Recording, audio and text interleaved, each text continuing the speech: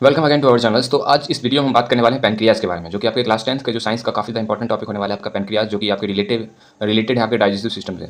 तो आज हम इस वीडियो में हम लोग बात करेंगे इनके स्ट्रक्चर्स के बारे में, इनके लोकेशंस कहाँ पर हैं। साथ ही साथ ये आपके जो पैनक्रियाज जो है ये आपके दोनों ग्लैंड्स होते हैं, इंडोक्राइन्स भी होते हैं, एक्सोक्राइन्स भी होते हैं। यानी एक्सोक्राइन पार्ट्स के बारे में बात करेंगे, इंडोक्राइन पार्ट्स के बारे में बात करेंगे। एक्सोक्राइन से जो एंजाइम्स निकलते हैं उनके बारे में बात करेंगे, इंडोक्राइन पार्ट्स से जो आपका हार्मोन्स निकलते हैं उनके बारे में बात करेंगे, इनके फंक्शन के बारे में बात करेंगे। ठीक है, कौन कौन सा फंक्शन होता है, डाइजेशन में इनका रोल क्या होता है, एंड ब्लड शुगर कंट्रोल कैसे होते हैं। ठीक है, एंड इनके लेवल डायग्राम के बारे में बात करेंगे। ठीक है, तो ये वीडियो जो है काफ़ी ज़्यादा इंपॉर्टेंट होने वाले हैं आपके क्लास 10th के बच्चों के लिए, जो कि सीबीएसई माध्यम से जो एग्जाम देने वाले हैं। तो चलिए स्टार्ट करते हैं पैनक्रियाज।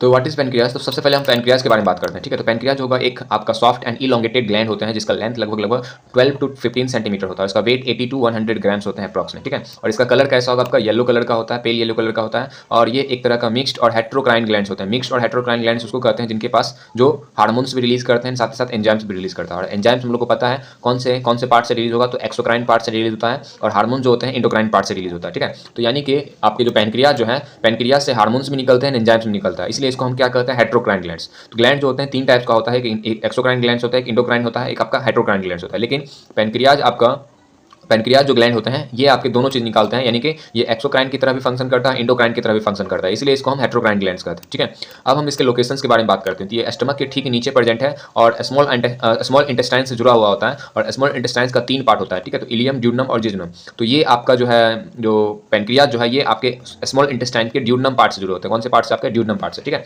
तो अब लोकेशंस के बारे में बात करते हैं। तो lies behind the stomachs in the upper part of abdomens. ठीक है, तो ये आपके जो है स्टमक्स के जो है पीछे प्रेजेंट रहेंगे। ठीक है, स्टमक्स के पीछे प्रेजेंट रहते हैं, और ये एब्डोमेन अपर एब्डोमेन पार्ट्स में रहेंगे। ठीक है, और extend from the curves of duodenum to spleens. ठीक है, तो ये जो है किससे आपके जो है आपके यानी कि एक छोर पर जो है ये ड्यूडनम पार्ट से जुड़ा होता है, तो दूसरे छोर पर ये स्प्लीन से जुड़े होते हैं।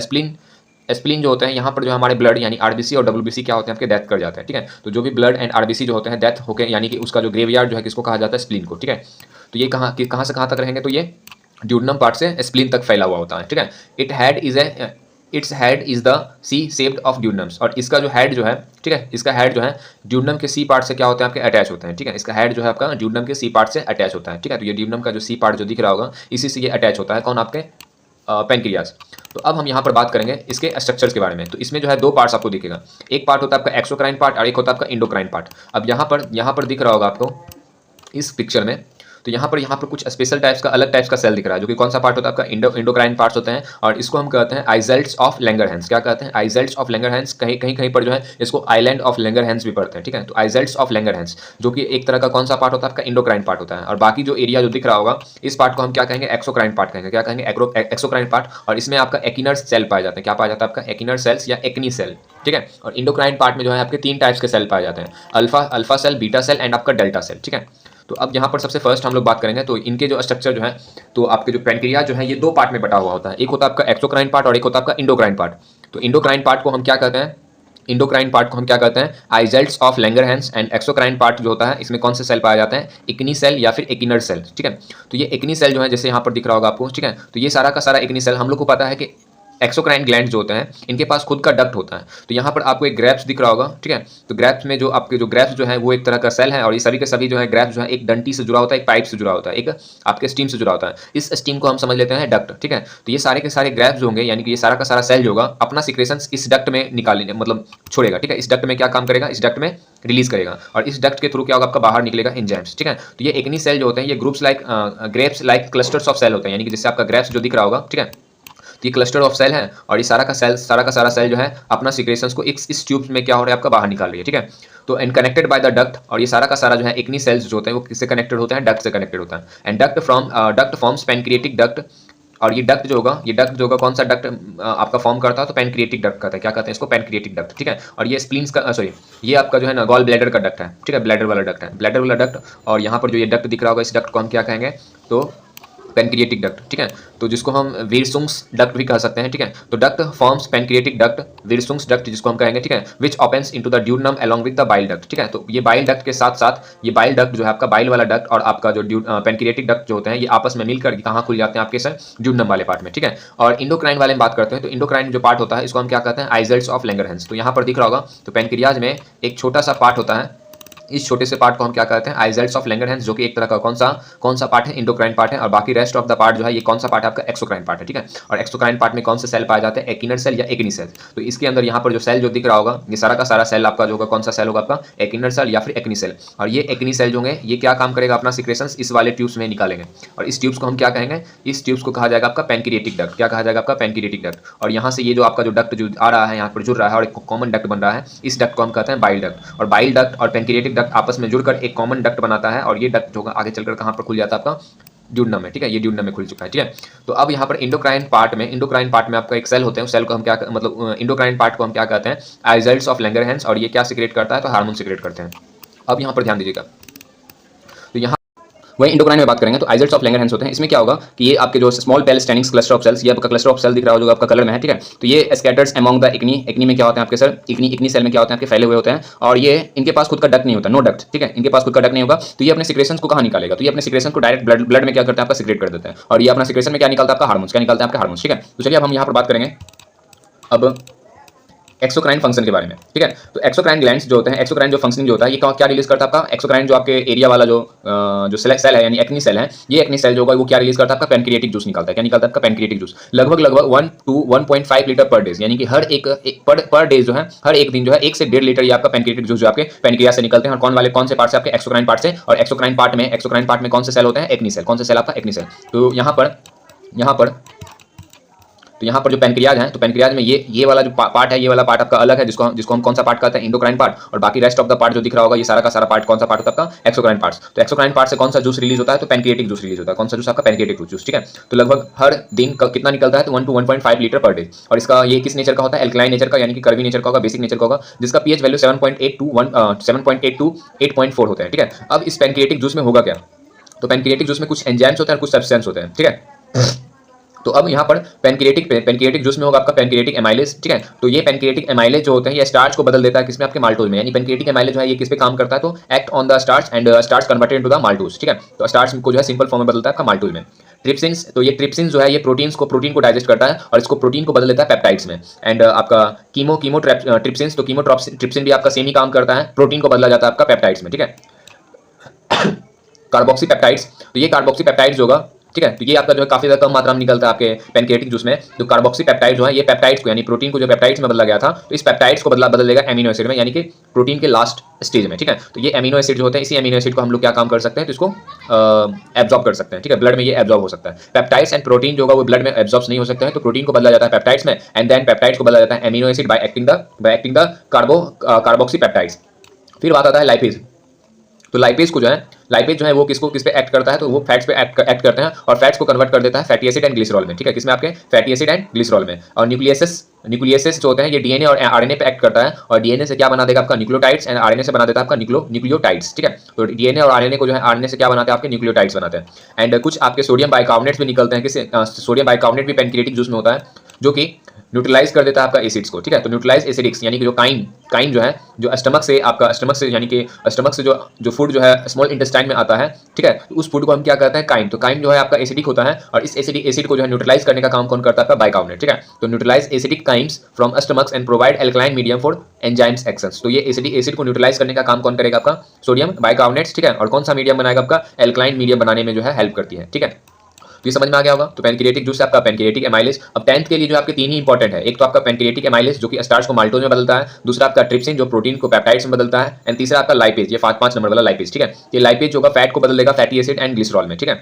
ये 3 इंपॉर्टेंट आपके 10th में और 10th के एनसीईआरटी में ये दिया हुआ है, ठीक है। तो पैनक्रिएटिक एमाइलेज स्टार्च को माल्टोज में कन्वर्ट करेगा, ट्रिप्सिन जो है प्रोटीन का डाइजेशन करेगा, प्रोटीन को कन्वर्ट कर देगा पेप्टाइड्स में, और लाइपेज एंजाइम जो है ये फैट का डाइजेशन में हेल्प करता है, फैट को कन्वर्ट कर देता है फैटी एसिड एंड ग्लिसरॉल में, ठीक है। तो अब यहाँ पर जो बाइकार्बोनेट जो निकल रहा है, ये सोडियम बाइकार्बोनेट क्या काम कर रहा है, तो काइन जो स्टमक से जो फूड आ रही है, ठीक है, जो डाइजेशन के लिए स्टमक से जो इंटेस्टाइन में जो फूड आती है, तो उस फूड को हम क्या कहते हैं, काइन। और ये कैसा होता है आपका सर, एसिडिक होता है। इसको न्यूट्रलाइज करने का काम किसका काम है, सोडियम बाइकार्बोनेट का, ठीक है। तो अब यहाँ पर इंपॉर्टेंट क्वेश्चन बनेगा, बाइकार्बोनेट इज इंपॉर्टेंट, व्हाई, ठीक है। तो काइन फ्रॉम स्टमक इज एसिडिक्स। तो काइन जो होते हैं, जो स्टमक से जो काइन आता है, जो यानी कि स्टमक से जो फूड आएगा उस फूड को हम क्या कहते हैं, काइन। और इसका बिहेवियर कैसा होता है, ये एसिडिक बिहेवियर का होता है, एसिडिक मीडियम का होता है ड्यू टू द एचसीएल्स, ठीक है। एंड बाइकार्बोनेट जो होगा, bicarbonate makes the medium alkaline. Bicarbonate क्या काम करेगा, तो ये एचसीएल से रिएक्ट करेगा और उसको न्यूट्रलाइज कर देगा और मीडियम को कैसा बनाने का कोशिश करेगा, एल्कलाइन, क्योंकि बाइल जूस भी बाहर निकलता है, ठीक है। तो बाइकार्बोनेट क्या काम करेगा, क्या काम करता है, तो ये एसिडिक फूड को जो है न्यूट्रलाइज कर देता है और मीडियम को कैसा बनाने का कोशिश करता है, एल्कलाइन बना देता है। This protects enzymes from the inactivations leads pH for pancreatic enzymes 7.5 to 8.5। और यही इसी एल्कलाइन, अब देखिए कि जो भी एंजाइम्स होता है तो वो एंजाइम्स जो है आपका एल्कलाइन मीडियम में काम करेगा, फंक्शन करेगा। एल्कलाइन मीडियम बनाने का काम कौन करता है, आपका बाइकार्बोनेट, ठीक है। अब हम लोग बात करेंगे आपका इंडोक्राइन फंक्शन के बारे में, ठीक है। तो इंडोक्राइन यानी कि पैनक्रियाज में आपके इंडोक्राइन भी पार्ट था, जिसको हम क्या कहते थे, आइजल्ट्स ऑफ लैंगरहैंस, जो कि क्या सीक्रेट करता है, हार्मोन्स। तो अब आइजल्ट्स ऑफ लैंगरहैंस में 3 टाइप्स के सेल होते हैं, एक होता है आपका अल्फा सेल्स, एक होता है आपका बीटा सेल्स और एक होता है आपका डेल्टा सेल्स, ठीक है। तो ये अल्फा सेल्स जो होते हैं ये रिलीज करता है आपका ग्लूकागोन, ठीक है। क्या रिलीज करेगा, आपका ग्लूकागोन। अगर हमारे ब्लड में, अब इसका फंक्शन क्या होता है, अगर हमारे ब्लड में अगर शुगर लेवल जो है लो है, ठीक है, तो उसको इंक्रीज करने का काम कौन करता है, आपका ग्लूकागोन। यानी कि मेन फंक्शन क्या है, तो increase the blood glucose levels, ठीक है, या ब्लड शुगर लेवल्स। तो हमारे ब्लड में जो है शुगर लेवल को इंक्रीज करने का काम या ग्लूकोज का लेवल इंक्रीज करने का काम कौन करता है, आपका ग्लूकागोन, ठीक है। कब, जब हमारे ब्लड शुगर लेवल जो होगा लो हो जाएगा, जब हमारे बॉडी में शुगर लेवल लो हो जाती है तो उस टाइम क्या निकलता है, आपका ग्लूकागोन निकलती है, जो कि ब्लड ग्लूकोज लेवल को क्या करती है, इंक्रीज कर देती है। और बीटा सेल क्या रिलीज करते हैं, इंसुलिन। दोनों का फंक्शन जो है अपोजिट है। ग्लूकागोन का फंक्शन जो है आपका किसके अपोजिट होगा, इंसुलिन का, और इंसुलिन का फंक्शन जो होगा वो ग्लूकागोन के अपोजिट होगा, ठीक है। तो बीटा सेल से क्या निकलता है, आपका इंसुलिन निकलता है। अब ये इंसुलिन क्या काम करेगा, ये ब्लड शुगर लेवल को कम करता है, यानी कि डिक्रीजेस ब्लड ग्लूकोज लेवल, यानी कि ब्लड शुगर लेवल को क्या कर रहा है, आपका डिक्रीज कर रहा है, कम कर रहा है। अगर मान लेते हैं कि हमारे ब्लड में जो है हम लोग जो है ज्यादा शुगर खा लिए, यानी कि चीनी जो है चीनी जैसे प्रोडक्ट को, यानी शुगर प्रोडक्ट को ज्यादा खा लिया, ठीक है, तो इससे क्या होगा कि हमारे ब्लड में जो है शुगर का अमाउंट बढ़ जाएगा, ठीक है। तो अब इसको मेंटेन करने के लिए हम लोग का जो पैनक्रियाज जो है वो क्या रिलीज कराएगा, आपका इंसुलिन। किसके कौन से सेल से, आपके बीटा सेल से। तो बीटा सेल से, यानी बीटा सेल जो आपके पैनक्रियाज में है, ठीक है, वो क्या रिलीज करेगा, इंसुलिन। और हमारे ब्लड में जो हाई शुगर लेवल है तो उसको क्या काम करेगा, लो करेगा, यानी कि डिक्रीज करेगा, घटाएगा, ठीक है। तो इंसुलिन का क्या काम है, तो हाई शुगर लेवल को लो करना, और ग्लूकागोन का काम क्या है, लो शुगर लेवल को हाई करना, ठीक है। इंसुलिन का काम क्या, हाई शुगर लेवल को लो करना, और ग्लूकागोन का काम क्या, लो शुगर लेवल को हाई करना, ठीक है। तो अल्फा सेल से क्या निकलता है, आपका ग्लूकागोन्स, एंड बीटा सेल से क्या निकलता है, आपका इंसुलिन। अब आते हैं डेल्टा सेल में। तो डेल्टा सेल जो है सोमेटोस्टेन, ठीक है, सोमेटोस्टेन्स, ठीक है, हार्मोन्स निकलती है, ठीक है। अब ये सोमेटोस्टेन्स हार्मोन जो होते हैं ये इनहिबिट्स करता है secretions of insulin and glucagons and other hormones. तो अब secretions of insulin and glucagons and other hormones को जो है रोकने का काम कौन करेगा, सोमेटोस्टेन्स, ठीक है। तो सोमेटोस्टेन जो है ये कंट्रोल करते हैं secretions of insulin, glucagons and other hormones को, ठीक है। तो यानी कि ये रेगुलेटरी कंट्रोल है, यानी कि ये हमेशा जो होगा ऑलवेज कंट्रोल, यानी कि हमेशा जो है कंट्रोल करती है secretions of insulin and glucagon and other hormones, कितना निकलना चाहिए कितना नहीं निकलना चाहिए, तो उसको कंट्रोल या मेंटेन करने का काम कौन करेगा, सोमेटोस्टेन्स, ठीक है। कहां से निकलते हैं, आपका डेल्टा सेल से, ठीक है। तो अब यहाँ पर हम यहाँ पर बात करेंगे अब ग्लूकागोन।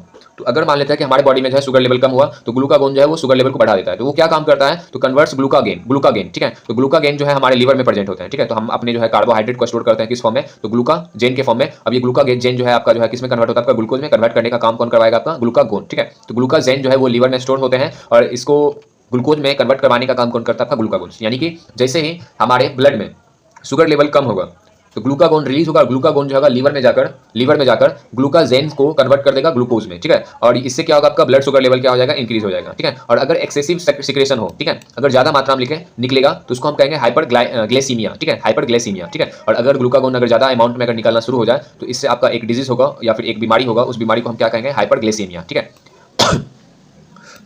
तो अब हम बात करते हैं पैनक्रियाज के फंक्शंस के बारे में, ठीक है।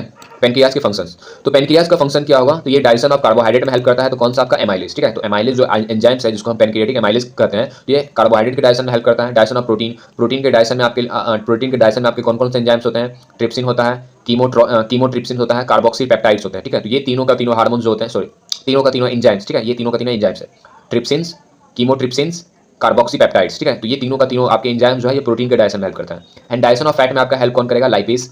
डाइजेशन ऑफ न्यूक्लिक एसिड यानी कि डीएनए या आरएनए को डाइजेस्ट करने में कौन मदद करेगा, न्यूक्लियसेस, ठीक है, न्यूक्लियसेस, ठीक है। न्यूक्लियसेस एंजाइम जो है ये न्यूक्लिक एसिड यानी कि डीएनए और आरएनए को डाइजेस्ट करने में हेल्प करती है, ठीक है, या फिर ब्रेक डाउन करने में मदद करती है। एंड न्यूट्रलाइज, अब एसिड को यानी कि एसिडिक काइम को न्यूट्रलाइज करने का काम कौन करेगा, आपका बाइकार्बोनेट, ताकि कौन सा मीडियम बन सके, एल्कलाइन मीडियम बन सके। ये सारा का सारा एंजाइम जो है कब काम करेगा, जब आपका मीडियम कैसा होगा, एल्कलाइन। और एल्कलाइन बनाने के लिए कौन मदद करती है, तो बाइकार्बोनेट, ठीक है। एंड थर्ड है आपका रेगुलेट्स ब्लड शुगर लेवल। अब ब्लड में जो है शुगर लेवल होती है, मतलब ब्लड का शुगर लेवल को कंट्रोल करने का काम कौन करता है, आपका इंसुलिन एंड ग्लूकागोन, ठीक है। इंसुलिन क्या काम करता है, तो ये हाई शुगर लेवल को डिक्रीज करता है, हाई शुगर लेवल को क्या करता है, आपका कम करता है। एंड ग्लूकागोन क्या काम करता है, लो शुगर लेवल को इंक्रीज करता है, ठीक है। अब ये रहा आपका इंपॉर्टेंस, सारा का सारा जो है पैनक्रियाज के बारे में हम लोग बात कर लिए थे, ठीक है। एक्सोक्राइन सिस्टम के बारे में, इंडोक्राइन सिस्टम के बारे में। आई होप आपको ये वीडियो अच्छा लगा होगा। तो अगर अच्छा लगा होगा तो इस चैनल को सब्सक्राइब करिए एंड इस वीडियो को लाइक करके शेयर भी करिए। चलिए मिलते हैं अगले वीडियो में। तो हम अगले वीडियो में हम लोग जो है इंटेस्टिनल ग्लैंड के बारे में बात करेंगे, जो कि आपके इंटेस्टाइन्स के अंदर प्रेजेंट रहते हैं, ठीक है। तो इंटेस्टिनल ग्लैंड नेक्स्ट वीडियो में मिलते हैं। धन्यवाद।